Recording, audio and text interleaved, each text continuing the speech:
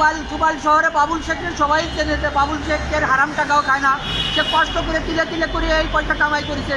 তাই এই সুবাল শহরে যে সৌদি আরবের প্রবাসী আছে সবার কাছে আমি রকুল আবেদন, আমার পাশে দাঁড়ানোর লাগে, আমার সরকারের কাছে আমার পিছনে দাঁড়ানোর লাগে না। আমি এই দেশে যে কোনো সময় হার্ট অ্যাটাক করে মারা যেতে পারি। আমার যে চেহারা, এই যে দেখেন আপনারা ফেসবুকে দেখেন, আমি প্রায় 80 কেজি ওজন ছিলাম, এখন মনে হচ্ছে আমি 50 কেজি ওজন নাই আমার।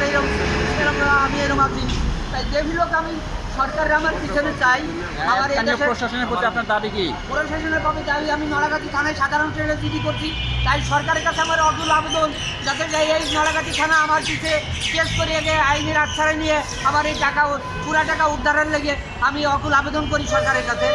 আবার এই জনগণ যাতে আছে আমার এই নড়াইলবাসী সবার কাছে আমি আবেদন করি, প্রবাসী যে যে কান্ট্রিতে থাকুক সবার কাছে আমি আবেদন করি আমার পাশে দাঁড়ানোর লেগে।